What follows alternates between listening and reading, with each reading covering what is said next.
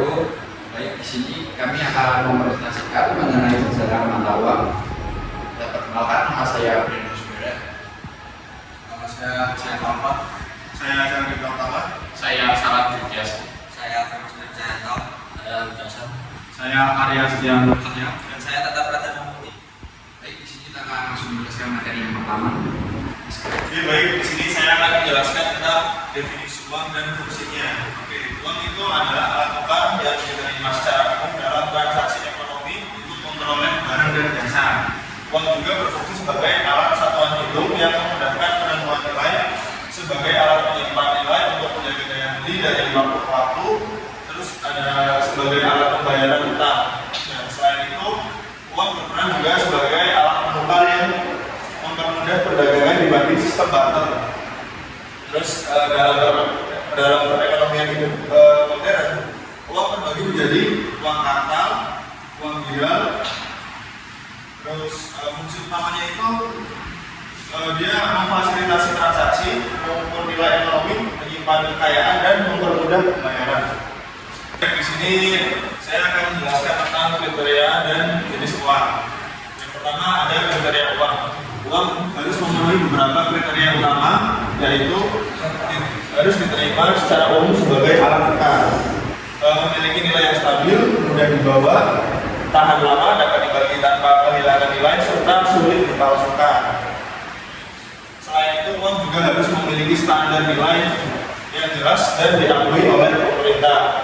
Nah, terus juga uang tuh banyak tuh jenisnya. Contohnya di sini ada uang logam, uang kertas.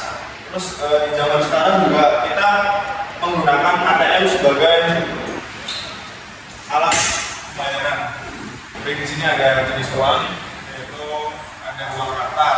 Uang kartal itu adalah uang kertas dan logam. Contohnya ini adalah uang kartal 50.000, 100.000, dan uang logam 1.000 rupiah dan 500 rupiah. Berikutnya ada uang giral.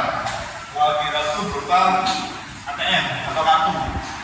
Contohnya ini, sama sekarang ada yang namanya pembayaran QRIS. Terus uang kartal digunakan untuk transaksi secara langsung, sementara uang giral itu ada cek, ada giro, dan transfer elektronik yang lebih praktis dalam transaksi besar atau non tunai. Jadi pembayarannya itu tidak langsung secara kita tatap muka, tetapi lewat mungkin aplikasi seperti contoh Bingo. Nah, yang selanjutnya itu di perkembangan uang dari masa ke masa. Sistem mata uang di Indonesia itu mengalami beberapa perubahan dari yang awalnya barter di masa kerajaan sampai sekarang rupiah di masa modern. Untuk yang pertama itu di masa kerajaan. Nah, di masa kerajaan itu dulu menggunakan sistem barter. Semisal contoh, ketika saya mempunyai gabah untuk diolah menjadi beras, dan kalian itu mempunyai sayuran untuk saya jadikan lauk. Nah, saya tukar ke kalian tukar sayur ke saya. Jadi sama-sama untuk menguntungkan. Setelah itu ada di masa kerajaan Majapahit itu di kurun waktu 8 Masehi sampai 10 Masehi itu menggunakan basis emas atau perak. Jadi seperti lima di Mataram Kuro, Krisnala di Majapahit. Untuk yang selanjutnya itu di masa VOC. Nah, di masa VOC sendiri itu menggunakan mata uang VOC. Setelah di masa VOC ada di masa kolonial Belanda. Nah, di masa kolonial Belanda itu sistem mata uangnya Belanda memperkenalkan dengan gulden Hindia Belanda. Setelah itu di masa penjajahan Jepang, Jepang itu mengeluarkan mata uang yang bernama uang Jepang, karena uang Jepang itu mengalami inflasi dikarenakan percetakan uang Jepang di masa itu sangat berlebihan. Setelah itu ada di masa kemerdekaan Indonesia. Masa kemerdekaan Indonesia ketika itu mengeluarkan mata uang yaitu ORI atau uang Republik Indonesia. Nah, di saat masa kemerdekaan itu di situ ada 3 mata uang yang beredar, yaitu ada ori atau mata uang Republik Indonesia, uang Belanda dan uang Jepang. Nah setelah itu ada di masa Orde Lama, nah di masa setelahnya ada di masa kemerdekaan. Nah di masa kemerdekaan itu uang rupiah resmi digunakan di tahun 1950 itu menjadi mata uang nasional dan Bank Indonesia didirikan pada tahun 53. Inflasi besar-besaran di tahun 1965 karena adanya kebijakan yang kurang stabil di ekonomi. Setelah itu adanya perubahan dari mata uang rupiah 1000 menjadi 1 rupiah. Nah setelah itu ada di masa Orde Lama. Di masa Orde Lama ini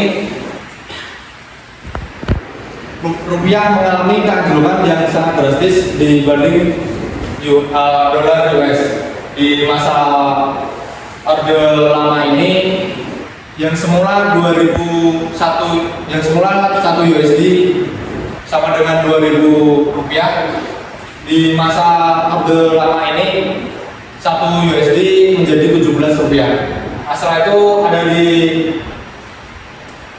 masa reformasi. Di masa reformasi ini stabilitas rupiah itu dijaga dengan kebijakan ekonomi peluncuran uang NKRI pada tahun 2016 serta adanya perubahan di tahun 2005 itu semua mata uang kertas lama itu ditarik dan diganti mata uang kertas baru yang di dalamnya itu ada terdapat gambar pahlawan.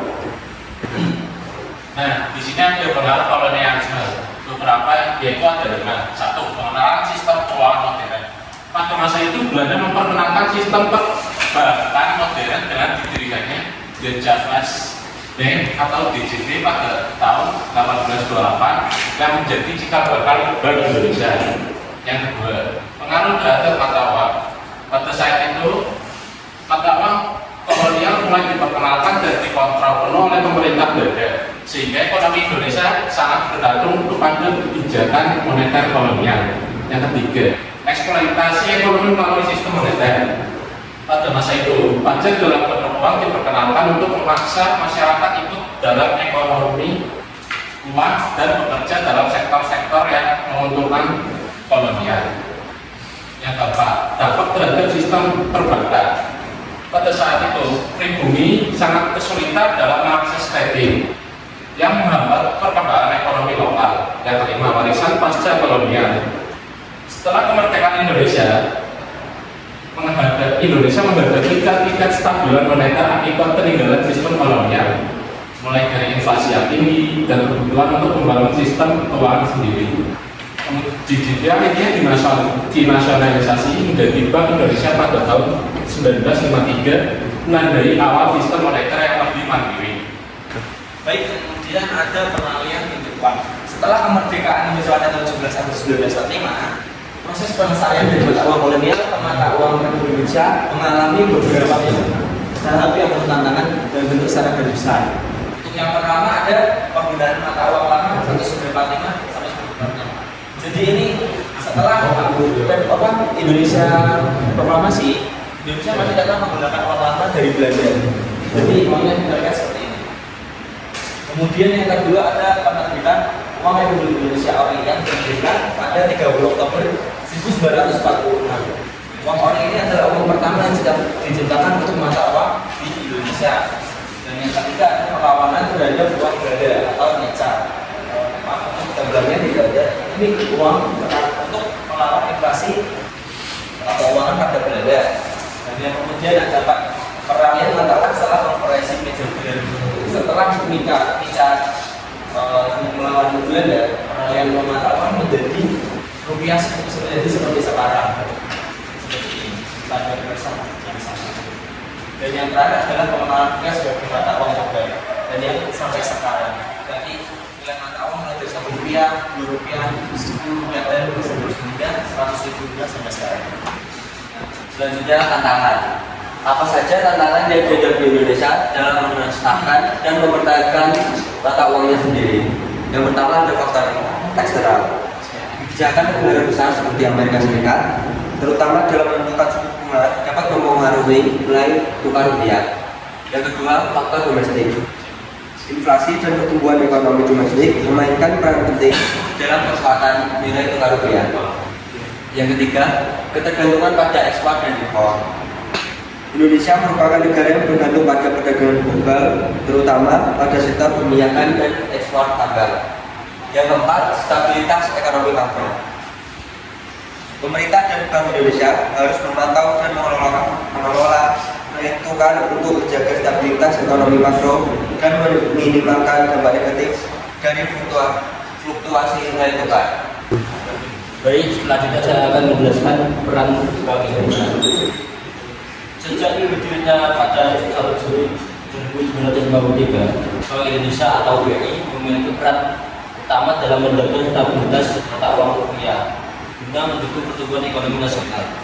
Sebagai bank sentral, BI mengendalikan inflasi, mengatur jumlah uang beredar, serta menjaga stabilitas sistem keuangan dan perbankan. BI menjalankan kebijakan moneter dengan menentukan suku bunga acuan, mengontrol likuiditas, dan melakukan intervensi kepada valuta asing untuk menjaga nilai tukar rupiah.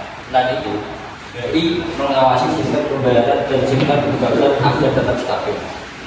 Sejak reformasi 1999, BI menjadi lembaga independen dengan mandat utama menjaga stabilitas nilai rupiah, baik terhadap barang dan jasa maupun mata uang asing. Untuk itu, BI menerapkan inflation targeting framework, melakukan stabilisasi pasar falas, serta bekerjasama dengan pemerintah dalam mengelola kebijakan ekonomi makro demi menjaga kepercayaan masyarakat terhadap rupiah. Selanjutnya perkembangan dan tantangan yang dijelaskan rupiah digital. Perkembangan rupiah digital. Contohnya transaksi non tunai seperti e-wallet dan mobile banking. Perkembangan teknologi telah membuat cara masyarakat bertransaksi. E-wallet dan mobile banking memungkinkan transaksi yang cepat, mudah, praktis, dan tanpa perlu membawa uang tunai. Selanjutnya peningkatan inklusi keuangan dan kemudahan transaksi. Layanan keuangan digital membantu memperluas jangkauan layanan keuangan terutama di daerah-daerah terpencil. 3. Penurunan penggunaan uang fisik dalam ekonomi sehari-hari. Semakin banyak orang yang memilih menggunakan pembayaran digital karena kemudahan dan praktisannya. Hal ini menyebabkan penurunan penggunaan uang tunai dalam transaksi sehari-hari terutama di wilayah perkotaan. Tantangan yang dihadapi. Yang pertama, aman siber dan risiko peretasan. Semakin banyak transaksi keuangan yang dilakukan secara digital, semakin besar pula potensi serangan cyber. Peretas dapat mencuri data pribadi, informasi keuangan atau bahkan dana dari rekening pribadi. Inflasi akibat peredaran uang digital yang tidak terkontrol. Peredaran uang digital yang tidak terkontrol dapat meningkatkan jumlah uang yang beredar di masyarakat yang berpotensi menyebabkan inflasi. 3. Persaingan dengan mata uang digital asing dan kripto. Mata uang digital asing dan kripto menawarkan alternatif transaksi digital yang desentralisasi yang dapat menjadi tantangan bagi uang rupiah digital. Saya akhiri, begitulah presentasi dari kelompok kami. Jika ada salah